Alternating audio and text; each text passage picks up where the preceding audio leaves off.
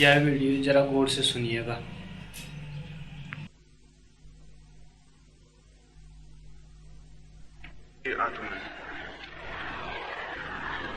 कल दोपहर को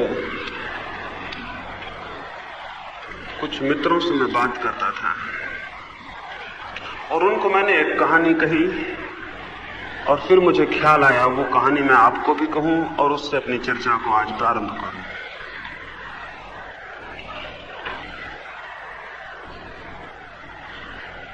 एक छोटे से गांव में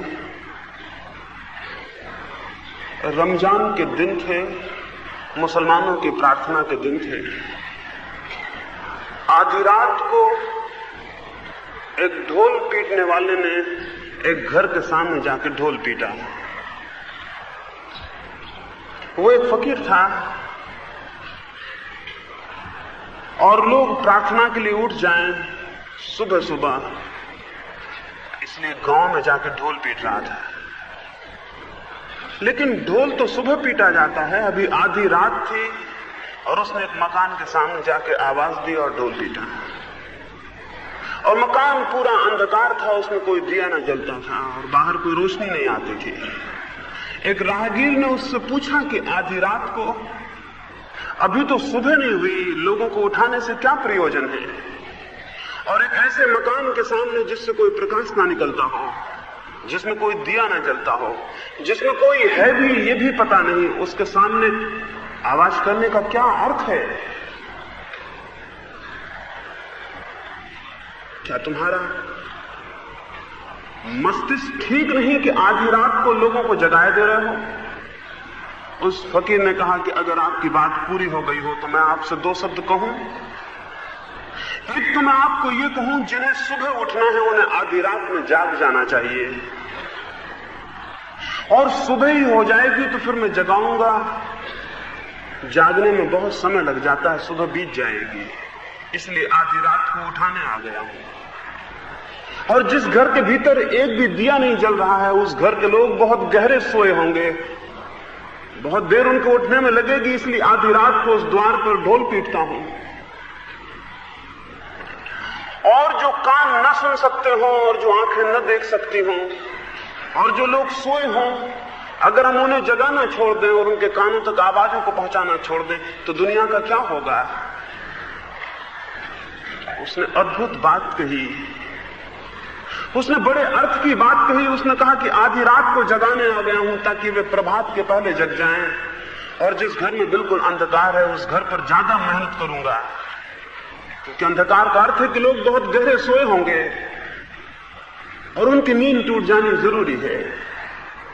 मुझे भी अनेक बार लगता है कि मैं कहीं आपको आधी रात में जगाने तो नहीं आ गया हूं, और मुझे भी कई बार लगता है कि कहीं ऐसा तो नहीं है कि आप बहुत गहरे सोए हो और मैं आपको जगाऊं और आपको तकलीफ और पीड़ा हो। और ऐसा हमेशा हुआ है, जब भी कोई किसी को नींद से जगाता है तो धन्यवाद देने की बजाय वो गुस्सा और क्रोध से भर जाता है। हमने क्राइस्ट को सूली दी कि कुछ लोगों को उन्होंने बेवक्त जगा दिया और सुकरात को जहर दे दिया, क्योंकि सोने वाले पसंद नहीं करते कि उनकी नींद टूट जाए। लेकिन जिन्हें जागरण का थोड़ा भी अनुभव होता है, जिन्हें जागरण के आनंद की थोड़ी सी भी ध्वनि मिलती है, उनकी भी एक मजबूरी है, उनकी भी एक व्यवस्था है, वो बिना जगाए नहीं रह सकते हैं। इसलिए अगर आपकी नींद में मेरी बातों से थोड़ी चोट पहुंचे और आपको थोड़ा करवट बदलनी पड़े या आपके भीतर कोई जागरण अनुभव हो, आपके सपने टूट जाएं, तो मुझे क्षमा करना। ये मेरी मजबूरी है कि मैं कुछ आपकी नींद को तोड़ूं, ये जानते हुए कि नींद टूटना, नींद को तोड़ना दुखद है, लेकिन ये भी जानते हुए कि जिसकी नींद टूट जाती है वो जब जाग के देखता है तो उसे पता चलता है कि नींद से बड़ा और कोई दुख ना था, नींद से बड़ी और कोई पीड़ा न थी। ये कहानी से मैं आज की बात शुरू करना चाहता हूं। इसलिए ये कहानी मैंने चुनी है। आज करीब करीब सारी मनुष्यता सोई हुई है, आज करीब करीब सारी मनुष्यता के भवन में कोई प्रकाश नहीं दिखाई पड़ता, सारे दिए बुझे हुए मालूम पड़ते हैं। और जहां तक मनुष्यता का संबंध है, प्रभात तो आना बहुत दिनों से बंद हो गया। हम आधी रात में बहुत सैकड़ों वर्षों से जी रहे हैं। आधी रात ही बनी हुई है, सुबह नहीं आती। और अब तो इतनी घबराहट हो गई है, इतनी पीड़ा हो गई है, और सुबह की आशा भी खोने लगी है, और ऐसा लगता है कि कहीं हमें रात में ही समाप्त न हो जाना पड़े। इसलिए इस कहानी को चुना। मनुष्यता सोई हुई हो, आधी रात हो, और हमारे सब दिए बुझे हों तो क्या करना होगा। और इसके दुष्परिणाम चारों तरफ दिखाई पड़ने शुरू हुए हैं। इसके सबसे बड़े दुष्परिणाम ये हुए हैं कि हर आदमी इतनी पीड़ा और दुख और संताप से भर गया है कि जीना दूभर मालूम होता है, जीना बहुत कष्टप्रद मालूम होता है, जीना एक बोझ और भार मालूम होता है। बुद्ध और महावीर ने तो जीवन को आनंद कहा है। उपनिषद के ऋषियों ने चिल्ला के कहा है कि अमृत और आनंद है ये जीवन। जिन्होंने उस जीवन को जाना है वे तो नाचने लगे हैं, लेकिन हम भी उसी जीवन में खड़े हैं और हमें कुछ दिखाई नहीं पड़ता। हम उन अंधों की भांति हैं जो प्रकाश में खड़े हों और जिनकी आंखें बंद हैं और जिन्हें प्रकाश का कोई अनुभव नहीं मालूम होता।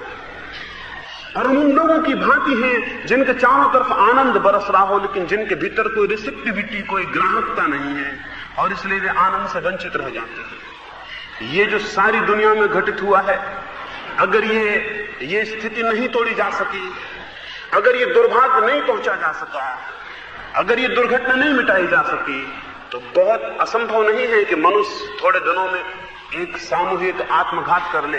एक यूनिवर्सल सोसाइटी से हम गुजरने के करीब हैं। ये हो सकता है कि बहुत जल्द हम देखें कि हम सारे लोगों ने इकट्ठा अपने को समाप्त कर लिया है। अगर युद्ध हुआ आने वाला तो हम सब अपने को समाप्त कर लेंगे।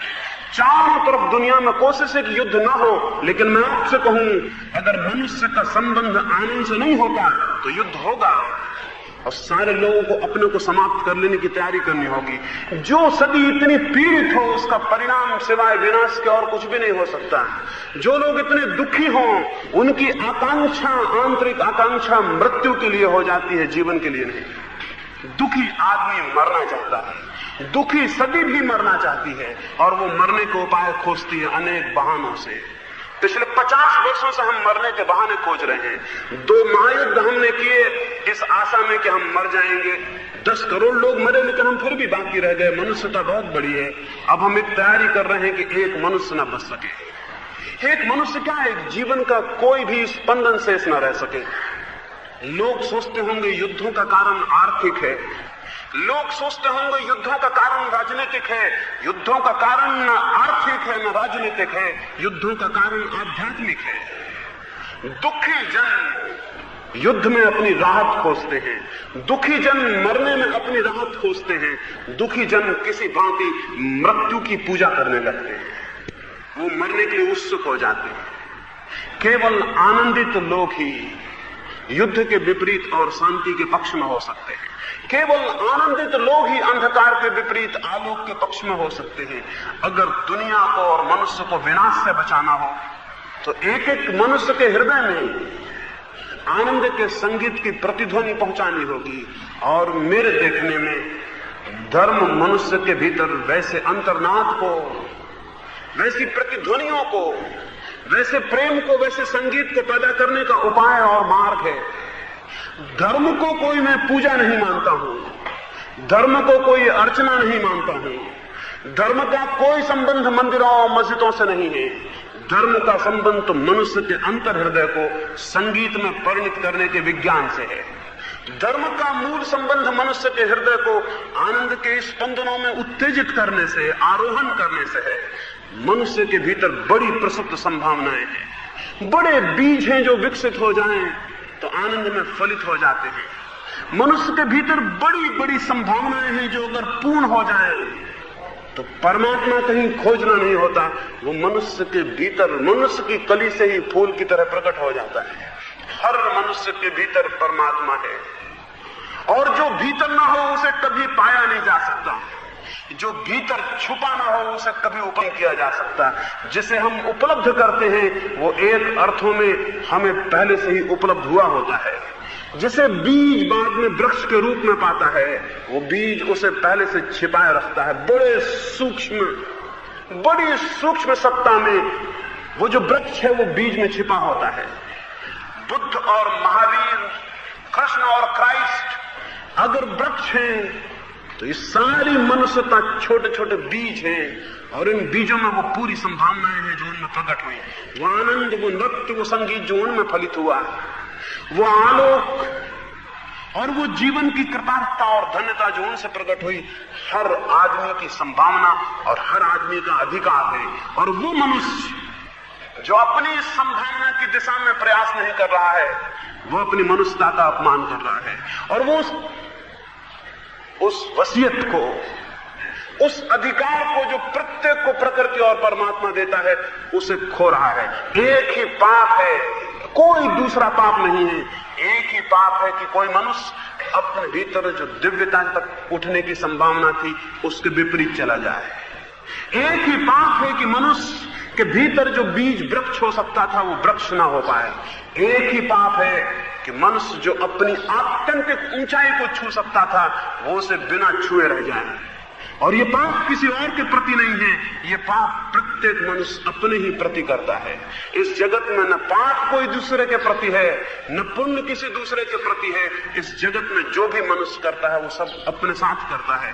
उसका सारा किया हुआ स्वयं के साथ है और स्वयं के भीतर ही परिवर्तन, स्वयं के भीतर ही विकास, या स्वयं के भीतर ही पतन का मार्ग खोल देता है। सारे स्वर्ग और नरक, सारे पाप और पुण्य, सारी संभावनाएं और सारी वास्तविकताएं मनुष्य के छोटे से अणु में समाविष्ट हैं। उनको कैसे खोला जा सके, उन्हें कैसे विकसित किया जा सके, उन्हें कैसे परिपूर्णता तक ले जाया जा सके, धर्म उसका विज्ञान है।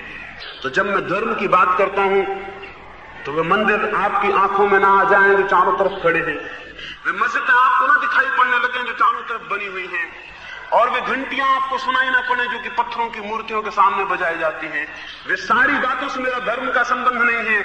उस तरह के तथाकथित झूठे नामों ने, उस तरह की दीवारों और उस तरह के मकानों ने, उस तरह की मूर्तियां और उस तरह के शास्त्रों ने मनुष्य को खंडित किया है, संगीत से नहीं भरा। और उस तरह के धर्म के नाम पर बहुत पाप है, उस तरह के धर्म के नाम पर बहुत खून है, उस तरह के धर्म के नाम पर मनुष्य के इतिहास में जितनी बुराई हुई है और किसी चीज से नहीं हुई। उस धर्म की मैं बात नहीं कर रहा हूं, मैं तो उस सनातन, उस शाश्वत धर्म की बात कर रहा हूं जिसका बाहर के जगत से कोई संबंध नहीं होता, जिसका संबंध तो भीतर के जगत से है, और जिसका संबंध तो भीतर मनुष्य के मन को मंदिर में परिणित करने से है, और जिसका संबंध तो मनुष्य के हृदय को ऐसी ग्राहकता, ऐसी सेंसिटिविटी, ऐसी रिसेप्टिविटी, ऐसी ग्रहणशीलता देने से है कि हृदय उन्मुक्त हो जाए और खुल जाए और जगत में चारों तरफ जो सौंदर्य है, जो सत्य है, वो उसमें प्रतिबिंबित और प्रतिफलित होने लगे। ये कैसे हो सकता है?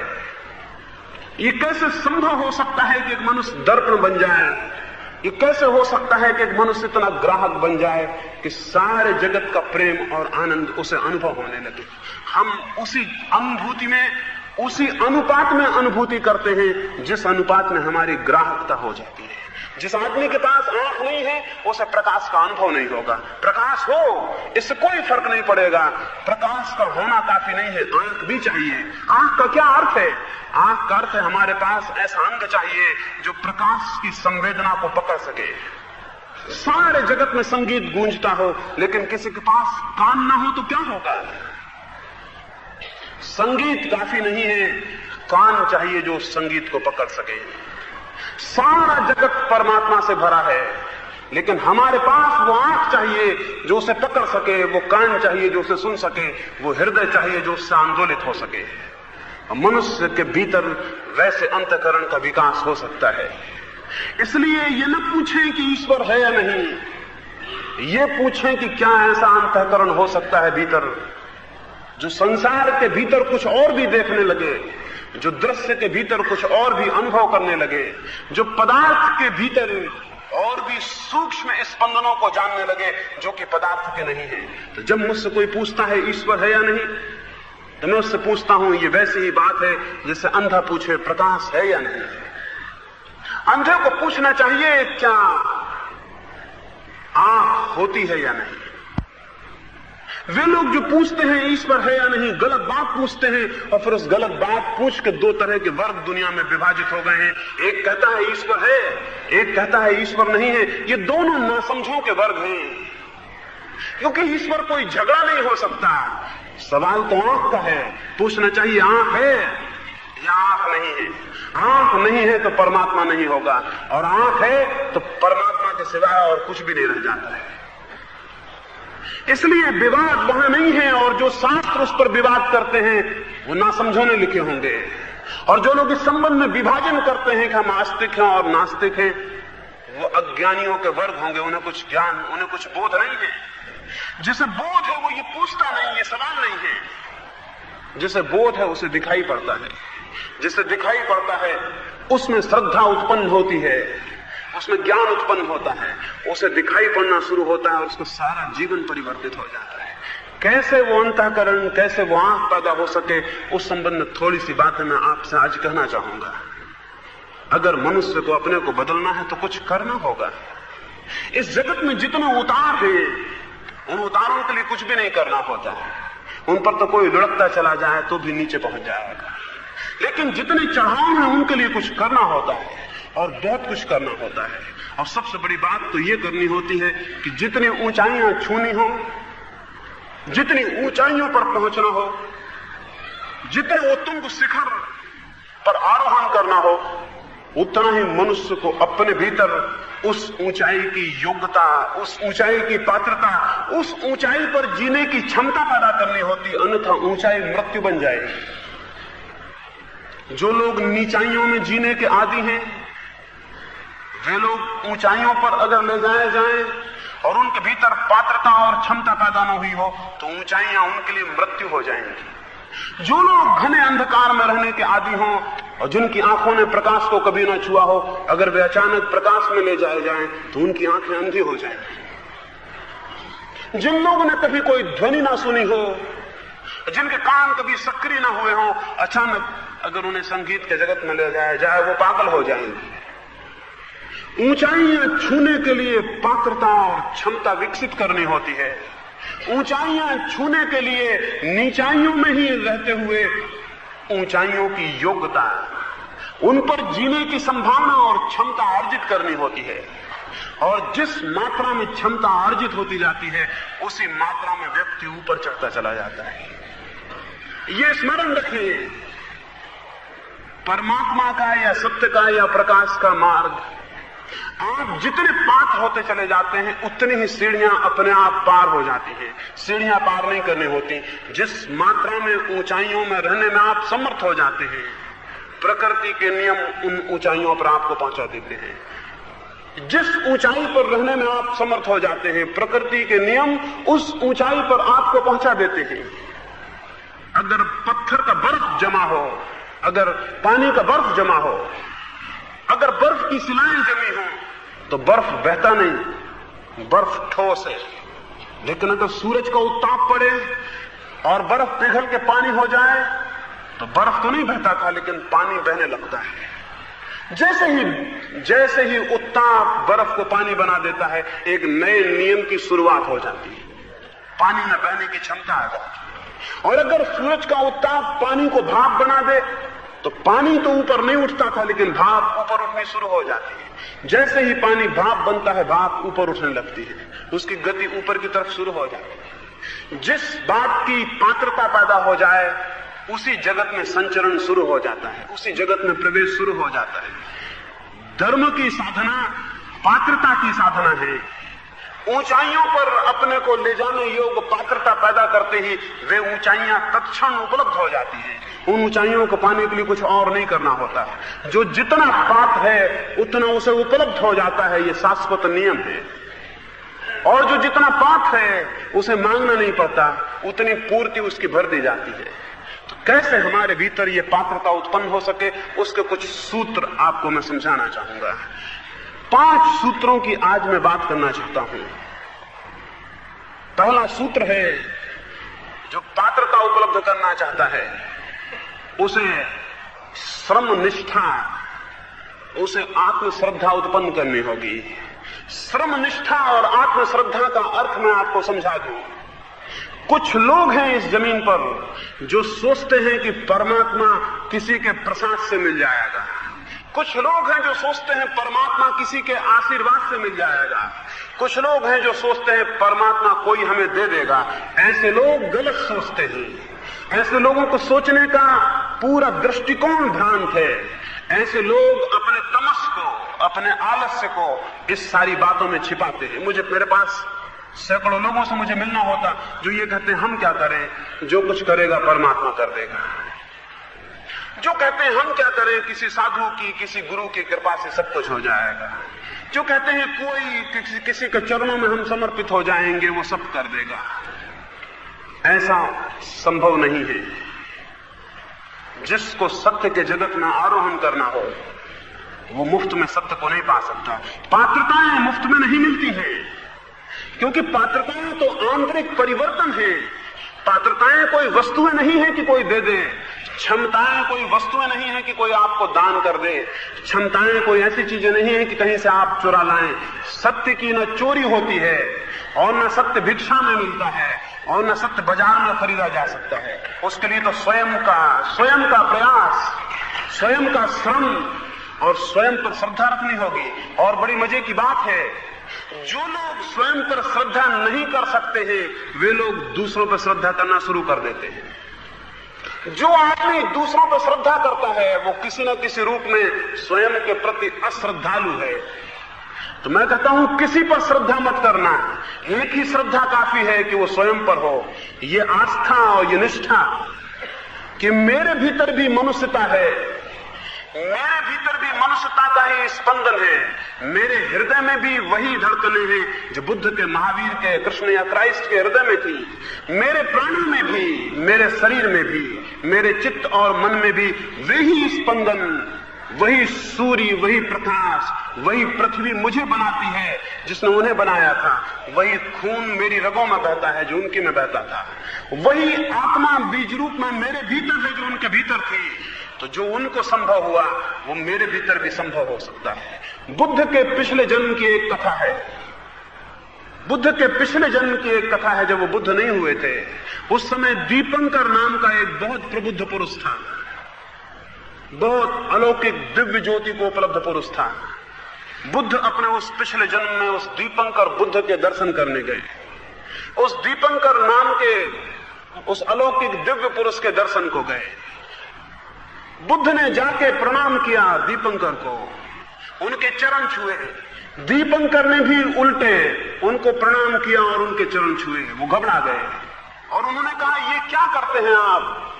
मेरा चरण छूना, मेरा प्रणाम करना तो ठीक था, लेकिन आप जैसा भागवत चैतन्य को उपलब्ध व्यक्ति मेरे चरण छुए, ये कैसी मुश्किल कर दिया आपने, ये कितना मुझे दिक्कत में डाल दिया। दीपंकर ने कहा तुम वही देख रहे हो जो तुम हो, मैं वो भी देखता हूं जो तुम हो सकोगे, जो तुम हो सकते हो।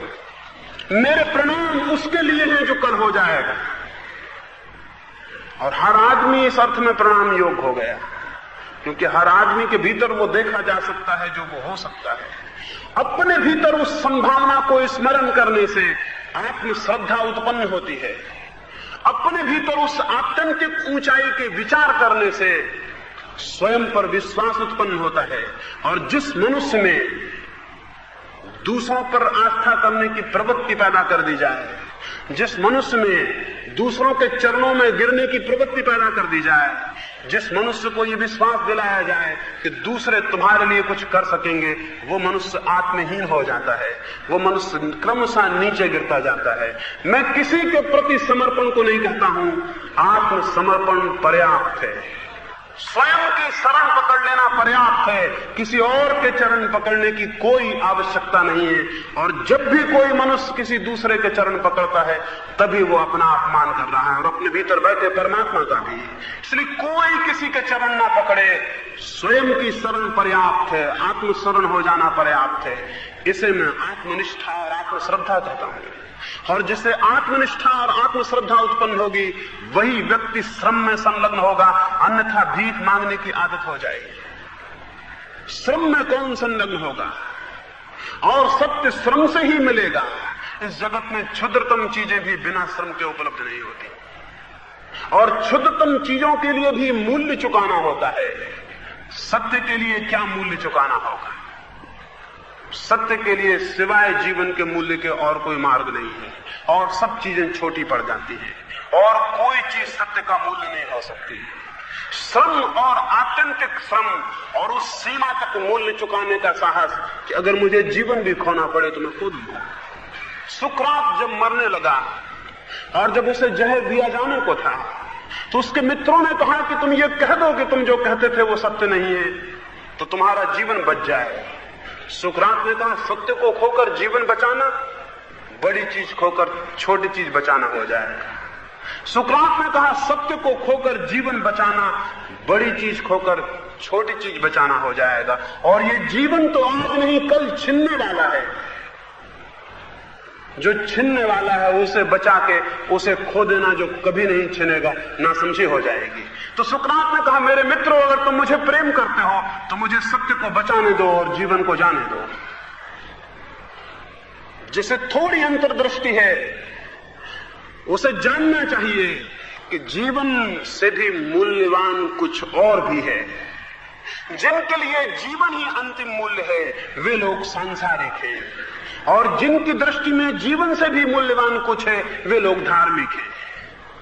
जिनके लिए जीवन सब कुछ है वे लोग सांसारिक हैं, और जिनके लिए जीवन से भी ज्यादा मूल्यवान कुछ है वे लोग धार्मिक हैं। ऐसे लोग धार्मिक हैं जिनके पास एक ऐसा बिंदु भी है जिसके लिए वे जीवन को भी खो सकते हैं। 5 सूफी फकीर हुए, उन 5 सूफी फकीरों को फांसी दी जाती थी। ये 5 लाइन से बिठाए गए थे और जल्लाद एक एक को काट देगा, और लाखों लोग उन्हें देखने इकट्ठे हुए थे। नूरी नाम का फकीर था, वो आगे बैठा था। जल्लाद ने अपनी तलवार उठाई, उसने कहा कि फकीर नूरी उठो और खड़े हो जाओ। वो वृद्ध फकीर था, उसके हाथ पैर अत्यंत जर्जर हो गए थे, उससे उठने में भी तकलीफ होती थी। वो उठ भी नहीं पाया कि 5 में जो लड़का बैठा था एक फकीर रक्काम, वो खड़ा हो गया और उसने कहा कि मैं आऊं। जल्लाद ने कहा युवक पागल हो गए हो, जीवन कोई ऐसी चीज नहीं कि इतने जल्दी खोने को कोई उत्सुक हो, और तलवार कोई ऐसी चीज नहीं कि उसका स्वागत किया जाए। अभी तुम्हारी बारी नहीं आई, अभी मैं दूसरे को बुलाता हूं। रक्काम ने कहा मौत जब आनी है तो हर क्षण बारी है। रक्काम ने कहा जब मौत आनी ही है तो हर क्षण बारी है, और जब किसी भी आदमी का नाम बुलाया जाता है तो मुझे लगता है मेरा नाम बुला लिया गया। और उसने कहा कि ये अच्छा ही होगा कि मैं आ जाऊं, और नूरी बाद में मरे, रक्काम पहले मर जाए। वो जल्लाद बोला कैसे पागल हो, किसी दूसरे की मौत अपने ऊपर लेना कैसा पागलपन है। उस रक्काम ने कहा प्रेम इसी पागलपन का नाम है। जीवन का बहुत मूल्य है, लेकिन प्रेम का उससे भी ज्यादा मूल्य है। और जो लोग प्रेम को नहीं समझ पाते वही केवल जीवन से अटके रह जाते हैं, और जो प्रेम को समझ लेते हैं वो जीवन से मुक्त हो जाते हैं। और जो आदमी जीवन से मुक्त हो जाता है वो आदमी मृत्यु से मुक्त हो जाता है। स्मरण रखिए, जो आदमी जीवन से मुक्त हो जाता है वो आदमी मृत्यु से मुक्त हो जाता है। मृत्यु केवल उनके लिए है जो जीवन से बंधे हैं। तो जीवन के ऊपर एक ऐसा बिंदु खोज लेना मृत्यु से मुक्त हो जाने का मार्ग है। अमृत उन्हें उपलब्ध होगा जो जीवन के ऊपर कुछ खोज लेते हैं, जो जीवन को भी किसी चीज पर समर्पित और देने को राजी हो जाते हैं। उस चीज का नाम सत्य है, या कोई चाहे तो कहे उस चीज का नाम प्रेम है, या कोई और कोई नाम देना चाहे तो कहे कि उस चीज का नाम परमात्मा है। परमात्मा उस सत्ता का, उस सत्य का नाम है जिसके लिए जीवन समर्पित किया जा सकता है, जिससे जीवन कम मूल्य का पड़ जाता है। सत्य के लिए श्रम और सत्य के लिए जीवन का समर्पण जिसके हृदय में बोध इस भांति का उत्पन्न होता है, वही व्यक्ति साधना की पहली सीढ़ी पर पैर रख पाता है। इससे सस्ते में नहीं चलेगा, और इससे सस्ते में जो कहता हो और इससे ज्यादा शॉर्टकट और छोटे रास्ते जो बताता हो वो झूठी बातें कह रहा है और आपके आलस्य का शोषण कर रहा है। आपके आलस्य का बहुत शोषण हुआ है सारी जमीन पर। कोई कहता है थोड़ी माला जपो, कोई कहता है थोड़ा दान करो, कोई कहता है थोड़ा रोज मंदिर जाओ, कोई कहता है रोज सुबह किसी शास्त्र का पाठ कर लो, सब ठीक हो जाएगा। कोई कहता है इतना भी करने की जरूरत नहीं, भगवान का नाम रटते रहो, वो सब ठीक हो जाएगा। ये बिल्कुल झूठी बातें हैं। किसी नाम के रटने से कुछ भी नहीं होगा, और भगवान इतना नासमझ नहीं कि आपके नाम रटने से बहकाया जा सके। भगवान इतना नासमझ नहीं कि आपकी स्तुतियां उसे खुश कर सकें और उसके दंभ को प्रभावित कर सकें। उसके पास कोई दंभ नहीं है, उसके पास कोई दंभ नहीं है। एक फकीर था, एक साधु था, उसने अपने एक युवक को जो उसके पास साधना करने आया, उससे पूछा कि तुम क्या करते हो? वो बोला, मैं सुबह से सांझ तक भगवान का नाम लेता हूं। वो फकीर बोला कि मेरे पास रुक जाओ और सुबह से सांझ तक मेरा नाम लो, मैं तुम्हारा सिर तोड़ दूंगा। मैं इतना घबरा जाऊंगा तुमसे, मैं इतना परेशान हो जाऊंगा कि जिसका कोई हिसाब नहीं। प्रसन्न तो मैं कैसे होऊंगा उससे? नाम लेने से कोई कैसे प्रसन्न हो जाएगा? और प्रसन्नता क्या कोई इतनी सस्ती बात है? और परमात्मा क्या प्रसन्न और अप्रसन्न होता है? और क्या आपको पता है उसका कोई नाम? परमात्मा का कोई नाम नहीं। और जो सोचता हो कि ये परमात्मा का नाम है, वो किसी मनुष्य कल्पित नाम को ले रहा होगा। और परमात्मा की कोई मूर्ति नहीं, कोई सोचता हो मैं उसका ध्यान कर रहा हूं, तो वो किसी आदमी की बनाई हुई ईजाद का ध्यान कर रहा होगा। सारी मूर्तियां आदमियों की बनाई हुई और आदमी की शक्लों में है। सारे नाम आदमियों को दिए गए और आदमियों के द्वारा दिए गए हैं। न परमात्मा का कोई नाम है, न उसकी कोई मूर्ति है, न उसकी कोई प्रतिमा है। इसलिए कोई सस्ता उपाय मत खोजना। माला फेर लेने से और गुरिये सरका लेने से और नाम रट लेने से कोई सत्य उपलब्ध नहीं होता। सत्य बहुत महंगी बात है, इतना आसान नहीं। और स्मरण रखें कि इन चीजों को मैं जो कह रहा हूं गलत है, इसलिए कह रहा हूं कि परमात्मा का मूल्य मेरे मन में बहुत ज्यादा है। इतने सस्ता नहीं खरीदा जा सकता, इसलिए इनको गलत कह रहा हूं। परमात्मा को खरीदने का एक ही रास्ता है, जो अपने को मूल्य में देने के लिए राजी हो जाए। जो स्वयं को देने को राजी होता है, वो सत्य को पाने का अधिकारी हो जाता है। एक ही विनिमय है, एक ही रास्ता और एक ही उपाय है। श्रम और स्वयं का परिपूर्ण देने का साहस, ये पहली शर्त है। इस शर्त को जो राजी हो जाता है, उसके भीतर अदम्य संकल्प का जन्म होता है। जो इस बात के लिए राजी हो जाता है, जो इतनी हिम्मत करता है, जो इतना साहस करता है, उसके भीतर बड़ी ऊर्जा, बड़ी शक्ति उत्पन्न होती है। उसके कण कण जाग जाते हैं, उसके हृदय की सारी सोई शक्तियां परिपूर्ण रूप से संलग्न, इकट्ठी, एकजुट हो जाती हैं और वो अपने भीतर एक ऊर्जा के आरोहण को अनुभव करता है। दूसरी बात है, सत्य की खोज में, सत्य की तलाश में श्रम, आत्मश्रद्धा, संकल्प का आरोहण, इनके साथ दूसरी शर्त है अमूर्छित जीवन व्यवहार।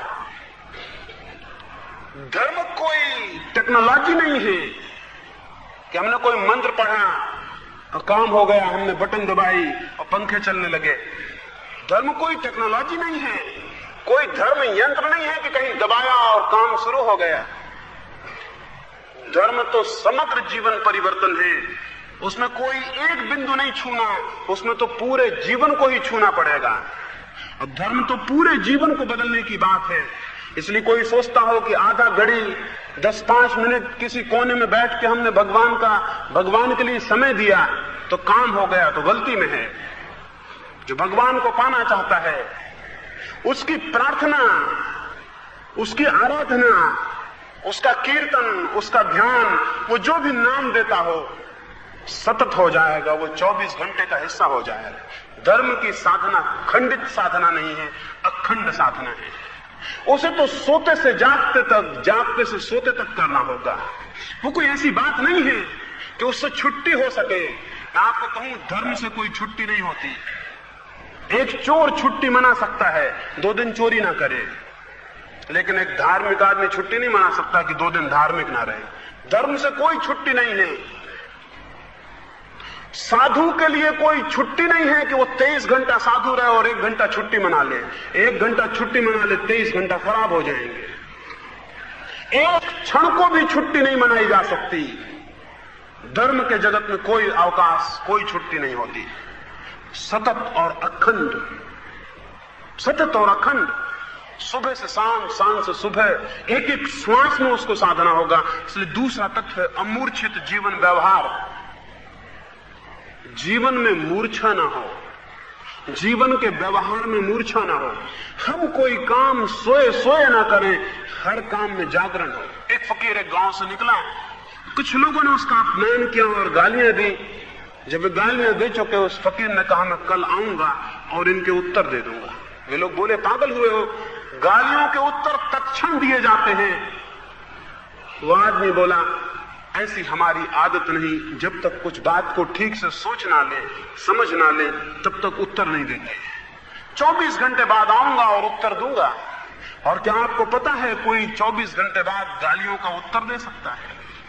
ऐसा समर्थ आदमी आज तक नहीं हुआ जो 24 घंटे बाद गालियों का उत्तर दे सके। 24 घंटे में वो इतना सजग हो जाएगा कि उसके भीतर से गालियां निकलनी मुश्किल है। लेकिन जो सजगता को और गहरा करते हैं, उन्हें उसी क्षण भी गालियां निकलनी असंभव हो जाती हैं। जितनी सजगता गहरी होती है, जितना होश जागृत होता है, जितना विवेक प्रतिष्ठित होता है, उतना ही उनके जीवन से जो गलत है वो होना असंभव हो जाए। होश को क्रमशः अपने प्रत्येक जीवन व्यवहार में विकसित करने की जरूरत है। एक दिन एक आदमी बुद्ध से मिलने आया, वो बैठा था उनके सामने और पैर का अंगूठा हिलाता था। उस आदमी ने पूछा कि मैं पूछने आया हूं सत्य क्या है? बुद्ध ने कहा इसे बाद में पूछेंगे, क्या मैं ये पूछूं कि तुम्हारा पैर का अंगूठा क्यों हिलता है? वो बहुत हैरान हो गया होगा, इतने बड़े मनीषी के पास सत्य को पूछने गया है और वो भी कौन सी क्षुद्र बात की बातें कर रहे हैं कि तुम्हारा पैर का अंगूठा क्यों हिल रहा है। उसने कहा इसे छोड़िए, इससे क्या मतलब? बुद्ध ने कहा इससे बहुत मतलब है। जिसे अपने अंगूठे हिलने के भी कारण का पता नहीं, वो सत्य की खोज कैसे करेगा? जिसे अभी क्षुद्र को नहीं संभाला, वो विराट को कैसे संभाल सकेगा? बुद्ध ने कहा मेरे कहते ही पूछते ही तुम्हारा अंगूठा बंद भी हो गया, ये क्यों हुआ? तो बंद कर लिया उसने। उस आदमी ने कहा मुझे कुछ पता ही नहीं था कि अंगूठा हिल रहा है। बुद्ध ने कहा तुम्हारा शरीर है और तुम्हें पता नहीं कि हिलता है।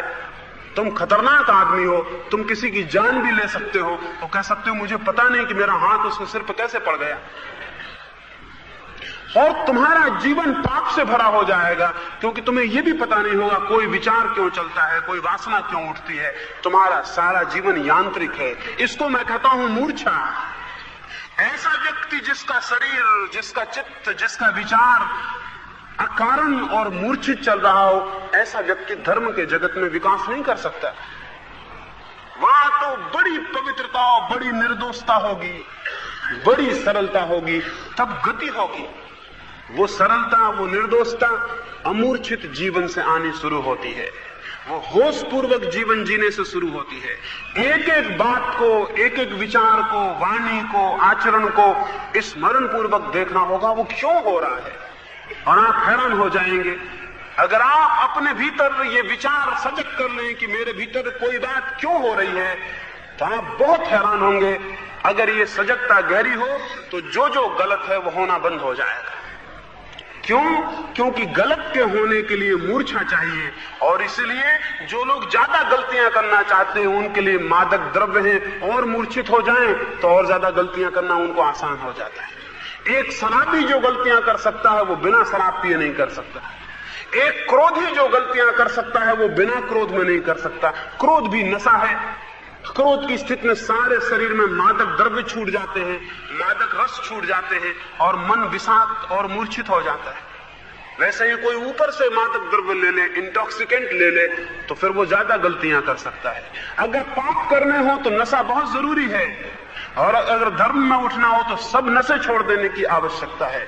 कुछ नशे हैं जो हम बाहर से लेते हैं, कुछ नशे हैं जो हमारे भीतर होते हैं। उन दोनों को क्रमशः छीण करने से, सजगता को जगाने से व्यक्ति में अमूर्छा पैदा होती है। उस अमूर्छा को महावीर ने विवेक कहा, बुद्ध ने अप्रमत्तता कहा, क्राइस्ट ने अवेयरनेस कहा, या किसी और ने कुछ और कहा होगा, ऐसा होश तो जीवन में भूल होनी मुश्किल हो जाती है। जनक के समय में ऐसी बात हुई। एक युवक ने अपने गुरु को पूछा कि मैं सत्य की अंतिम खोज करना चाहता हूं, तो कहां जाऊं? उसके गुरु ने कहा, हमारे राज्य का जो राजा है उसके पास चले जाओ। वो युवक बोला, राजा के पास? किसी साधु के पास भेजते तो समझ में भी आता, लेकिन गुरु ने कहा है तो वो गया। जब वो गया और राजमहल में पहुंचा तो उसने देखा वहां संध्या को बड़ा आयोजन था, बड़ी वेश्याओं के नृत्य चलते थे, बड़ी सुरा ढाली जाती थी और जनक उनके बीच बैठा था। वो युवक सोचा, ये क्या पाप में मैं आ गया और यहां कैसे ब्रह्म ज्ञान और सत्य का पता चलेगा। लेकिन भेजा था गुरु ने तो खड़ा रहा। जब सारा समारोह समाप्त हुआ तो राजा की ये स्थिति देखकर उसका मन नमस्कार करने को भी नहीं हुआ, वो खड़े ही रहा। खुद जनक ने नमस्कार किया और कहा, युवक कैसे आए हो? उस युवक ने कहा, आया तो था किसी ख्याल से, लेकिन अब तो कहना भी गलत है। जो देखा आपसे, अब आपसे ये कहना कि मैं सत्य खोजने आया था आपके पास, बड़ा भद्दा मालूम होता है, मेरी हिम्मत भी नहीं पड़ती, विचार भी नहीं उठता। जनक ने कहा, अब आ ही गए हो तो रात कम से कम ठहर जाओ, सुबह वापस लौट जाना। ठीक ही है, यहां कहां सत्य मिलेगा। रात हो गई थी, वो युवक ठहर गया। उसे अच्छे भोजन कराए गए, उसे बिस्तर पर लिटाया गया। लेकिन जब जनक उसे बिस्तर पर छोड़ के गया, वो देख के हैरान हो गया, जिस बिस्तर पर वो सोया है, छत से जो नंगी तलवारें बिल्कुल कच्चे धागों से लटकी हुई, नीचे बिस्तर पर है, ऊपर जो नंगी तलवारें कच्चे धागों से लटकी हुई, इतनी ऊंची है कि उनको निकाल के भी नहीं रख सकता, और उसी बिस्तर पर उसे सोना है, कमरे में और कोई जगह भी नहीं। जनक बाहर से दरवाजा बंद कर गया है, अब बड़ी मुसीबत हो गई। वो करवट भी नहीं लेता, पड़ा है चुपचाप, देख रहा है कि वो कब गिर जाए, जरा हवा का झोंका आ जाए तो तलवार नीचे गिर जाए। रात भर आंख नहीं झपी, रात भर सजग पड़ा रहा कि कहीं तलवार ना गिर जाए। सुबह जनक आया और उसने कहा, रात नींद तो ठीक आई, कोई बिस्तर में असुविधा तो नहीं हुई, कक्ष ने कोई दिक्कत तो नहीं दी, कोई तकलीफ तो नहीं थी? वो युवक बोला, कुछ पता नहीं कक्ष कैसा था, बिस्तर कैसा था, और नींद आई ही नहीं, इसलिए नींद आई कि नहीं ये सवाल नहीं। जनक ने पूछा, क्या हुआ? उसने कहा, ये दो नंगी तलवारें रात भर सजग किए रही, होश बना रहा भीतर कि अगर जरा सोया तो मृत्यु निकट है। जनक ने कहा, रात जब वो नृत्य में मैं बैठा था और जब वेश्याएं नाचती थी, तब तलवारें मेरे ऊपर भी लटकी थी। वो तलवारें तुम्हें दिखाई नहीं पड़ती, अभी युवक हो, अभी वृद्ध की आंखें नहीं मिली। जैसे जैसे वृद्ध होने लगा हूं, वैसे वैसे तलवारें हर वक्त लटकी हुई हैं, और धागा बहुत कच्चा है, इतना कच्चा है कि आज तक हमेशा ही टूटता रहा है, और हर आदमी पे आखिर में टूट ही जाता है। तो इसलिए नाच देखता था, लेकिन नाच में था नहीं। जैसे रात तुम सोए थे लेकिन सोए नहीं थे। जनक ने कहा, ऐसी सजगता 24 घंटे बनी रहे। ऐसी सजगता का नाम अमूर्छित जीवन व्यवहार है। ऐसा सजग व्यक्ति कुछ भी गलत नहीं कर सकेगा। ऐसा सजग व्यक्ति कुछ भी, जिसको हम पाप कहें, जिसको हम बुरा कहें, ऐसा उससे असंभव हो जाएगा। अमूर्छित आचरण ही जीवन में धर्म को प्रतिष्ठा देता है और गति देता है। ये दूसरा तत्व है। पहला तत्व हुआ श्रमनिष्ठा, स्वयं निष्ठा, आत्मश्रद्धा। दूसरा तत्व हुआ अमूर्छित जीवन आचरण, सजगता, अप्रमत्तता, विवेक। ये दोनों तत्व बड़े मूल्य के हैं। इन दोनों का संयुक्त प्रयोग हो तो जीवन का परिवर्तन सुनिश्चित है। तीसरा तत्व है सतत श्वास श्वास में सत्यम शिवम सुंदरम की ओर उन्मुखता। हमारी जिस तरफ दिशा होती चित्त की, क्रमशः हमारा चित्त उसी दिशा में गति कर जाता है। जिस बात को हम निरंतर निरंतर विचारते हैं, जिस बात की निरंतर ऊहा चलती है, जिस बात का निरंतर प्राणों पर आघात होता है, उस तरफ हमारी दिशा हो जाती है, हम उस तरफ प्रवाहित होने लगते हैं। अगर दृष्टि सत्य पर, शिव पर और सुंदर पर बनी रहे, अगर 24 घंटे इसका स्मरण हो कि कुछ भी असत्य, कुछ भी असुंदर, कुछ भी अशिव हमसे न हो, इसका बोध रहे, तो जीवन के परिवर्तन में भूमिका निर्मित होने लगती है, हमारी आंख फिर जाती है। सूरज तो बहुत दूर है और सूरज पर अभी पहुंच जाना संभव नहीं, लेकिन हम सूरज के साथ दो काम कर सकते हैं। एक काम तो है कि सूरज की तरफ आंखें करके खड़े हों, और एक काम है कि पीठ करके खड़े हो जाएं। दोनों स्थितियों में सूरज उतने ही दूर रहेगा। अगर हम नापें, अगर हम भूगोल के विज्ञाता से पूछें, अगर हम वैज्ञानिक से पूछें, गणितज्ञ से पूछें, तो वो कहेगा सूरज की तरफ पीठ करो या मुंह करो, सूरज की दूरी आपसे बराबर एक सी रहेगी, कोई फर्क नहीं है। विज्ञान की दृष्टि में कोई फर्क नहीं है, धर्म की दृष्टि में फर्क है, फासला बहुत ज्यादा है। जो आदमी पीठ किए हैं वो सूरज से बहुत ज्यादा दूर है, और जो आदमी उसी जगह पर खड़ा हुआ सूरज की तरफ मुंह किए है, वो सूरज के बहुत करीब है। गणित के हिसाब से कोई फासला नहीं, धर्म के लिहाज से बहुत फासला है, क्योंकि जो पीठ किए है वो आज नहीं कल दूर होता चला जाएगा, और जो मुंह किए है वो आज नहीं कल पास होता चला जाएगा। असल में उन्मुख हो जाना ही निकट हो जाना है। अगर पूरी उन्मुखता हो तो निकटता फलित हो जाती है।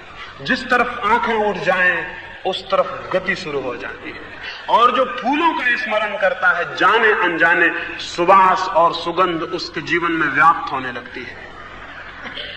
हम जिस बात का चिंतन करते हैं, जिस बात का मनन करते हैं, जिस बात पर हमारी दृष्टि लगी रहती है, जिसका हमें ध्यान बना रहता है, क्रमशः हमारे जीवन को वो परिवर्तन, वो ऊर्ध्वीकरण, वो विकास, वो आरोहण देने लगता है।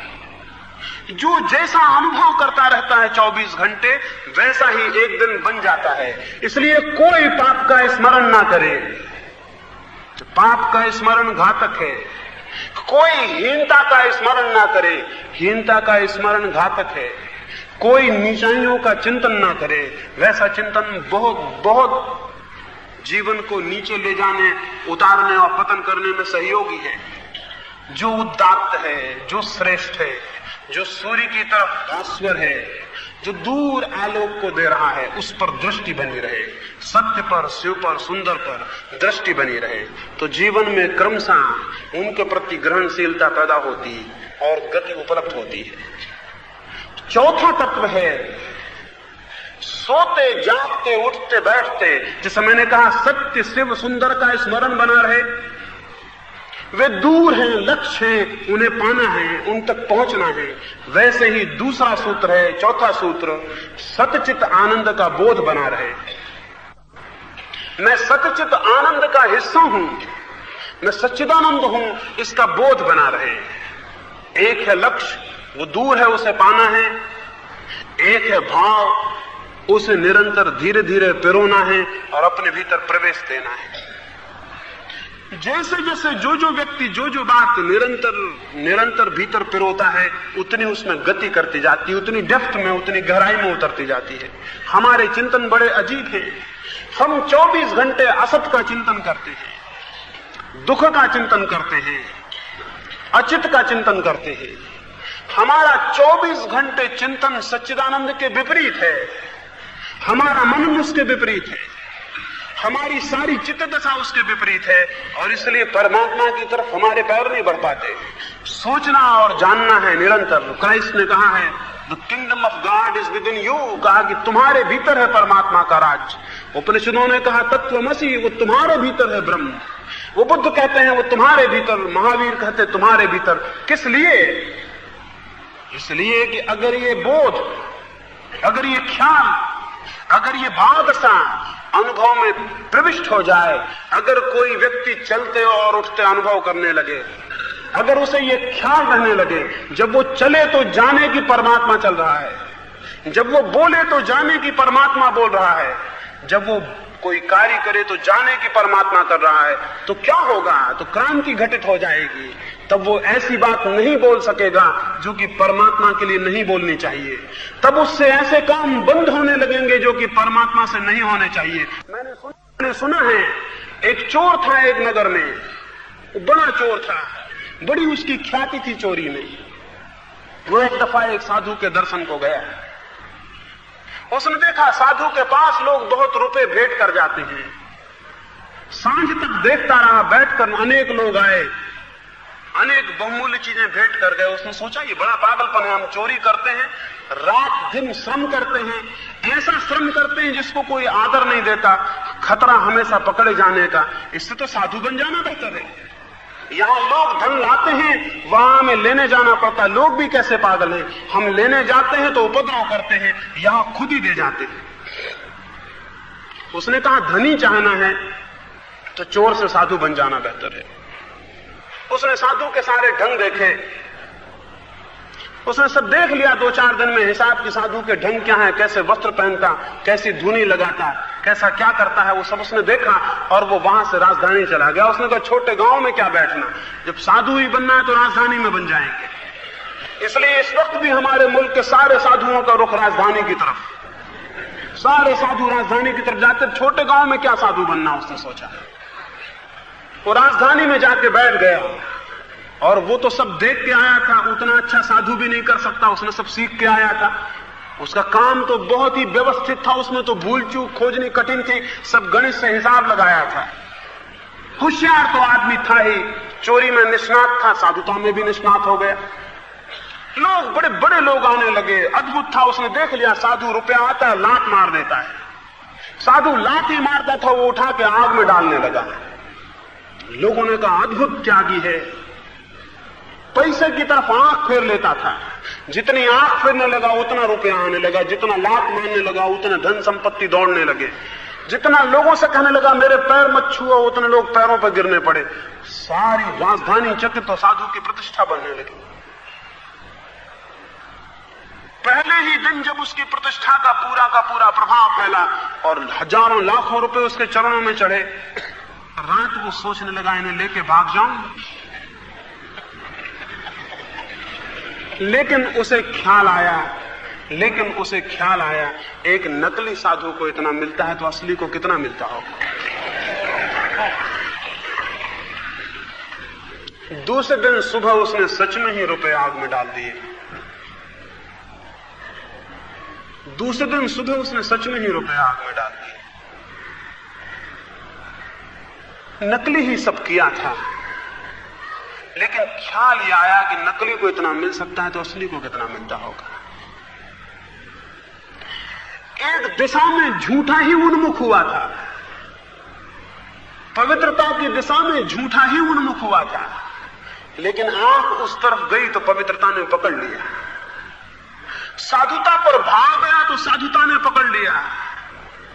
असाधुता बड़े कमजोर है, पाप बहुत कमजोर है, असत्य बहुत कमजोर है।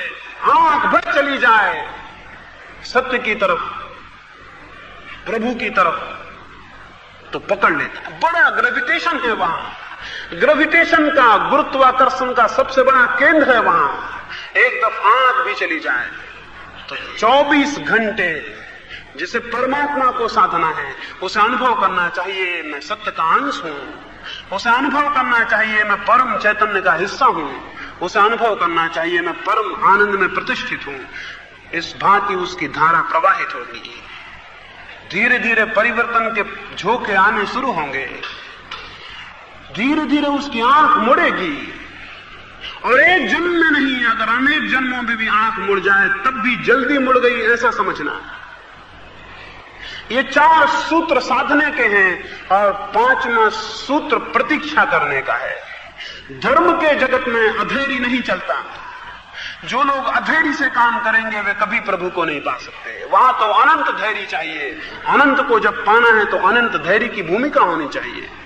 तो जो व्यक्ति सत्य को साधने चला हो उसे अनंत प्रतीक्षा करनी चाहिए। एक महिला मेरे पास आती थी, उन्होंने मुझसे कहा मुझे भगवान के दर्शन करने हैं। मैंने कहा आपकी बात कुछ ऐसी लगती है कि बहुत जल्दी करने होंगे। बोली मैं जितने जल्दी हो सके करना चाहती हूं। मैंने कहा जितने जल्दी भगवान का दर्शन हो जाए भगवान में उतने कम अर्थ मालूम होगा, और अगर एकदम अभी हो जाए तो शायद विश्वास भी नहीं आएगा कि जिसके दर्शन हुए वो भगवान है, क्योंकि उस पर तो विश्वास उतनी ही गहरी प्रतीक्षा से आएगा। जितना शुद्ध जल पाना हो उतना गहरा खोदना होगा, जितनी बहुमूल्य बात पानी हो उतनी प्रतीक्षा करनी होगी।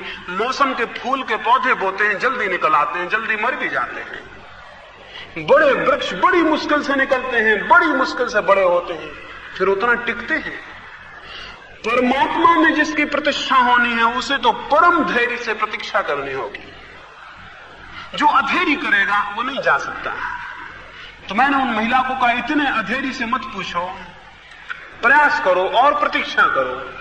उन्होंने 2-4 दिन मैंने जो कहा किया, वो तीसरे दिन मेरे पास आई, बोले अभी तक कोई दर्शन नहीं हुआ, अभी कुछ दिखाई नहीं पड़ता। मैंने उनसे कहा बहुत मुश्किल है, आपको कुछ भी होना मुश्किल है। इतने अधैर्य से जो झपटना चाहता है वो नहीं पा सकेगा। परमात्मा को झपटा नहीं जा सकता, केवल ग्रहणशीलता पर होती है। जैसे सुबह सूरज निकलता है तो हम अपने द्वार खोल देते हैं, सूरज को खींच के कैसे भीतर लाएंगे? द्वार खोल सकते हैं, जब सूरज निकलेगा तो प्रकाश भीतर आएगा। परमात्मा का आना प्रकाश की भांति है और हमारी साधना द्वार खोलने की भांति है। उसे खींच के गठरियों में बांध के लाया नहीं जा सकता कि हम बाहर जाएं और प्रकाश को गठरियों में बांधें और भीतर ले आएं। ऐसा कोई रास्ता नहीं है। तो जो चाहता है कि तीव्रता से हो जाए, अभी हो जाए, इसी क्षण हो जाए, वो परमात्मा को समझ नहीं रहा। केवल द्वार खोला जा सकता है, और द्वार खोलने का क्या अर्थ है? जितनी गहरी प्रतीक्षा उतना द्वार खुला हुआ, जितना अधैर्य उतना द्वार बंद, जितना धैर्य उतना द्वार खुला। अगर अनंत धैर्य हो तो पूरा मकान द्वार हो जाता है, दीवारें सब गिर जाती हैं और तब प्रकाश ही प्रकाश हो जाता है। एक छोटी सी कहानी और अपनी चर्चा को पूरा कर दूंगा। एक बहुत पुराने समय में एक बड़ी झूठी कहानी है। नारद एक गांव से निकले, एक फकीर था, वो वहां माला जपता था, वृद्ध था, 100 वर्ष उसकी उम्र थी। उसने नारद को कहा कि मैं सुनता हूं तुम निरंतर भगवान से साक्षात्कार के लिए जाते हो, जरा उनसे पूछना कि मेरी मुक्ति में कितनी देर और है। नारद ने कहा जरूर पूछ लूंगा, जब इतनी उत्सुकता है मुक्ति के लिए तो जरूर पूछ लूंगा। उन्होंने भगवान से पूछा या नहीं, लेकिन लौटे तो उन्होंने उस फकीर को कहा कि मैंने पूछा था, वे बोले कि अभी 3 जन्म और लग जाएंगे। उस फकीर ने माला नीचे पटक दी। उसने कहा कि क्या अन्याय हो रहा है, इतने दिन से हम प्रार्थना और पूजा कर रहे हैं और अभी 3 जन्म और लग जाएंगे और मुझसे पीछे जो आए वो आगे निकल गए। ये निपट अन्याय है मेरे ऊपर। नारद ने कहा बड़ी मुश्किल, हम क्या करें? क्योंकि जो मुक्ति को इतने जोर से मांग रहा है वो मुक्ति से ही बंध जाता है, मुक्ति ही उसका बंधन हो जाती है। वो मुक्त कैसे होगा? क्योंकि इतने जोर से मांगना ही तो बंधन है, ना मांगना मुक्ति है। चेष्टा हो और मांग ना हो तो परमात्मा इसी क्षण उपलब्ध है।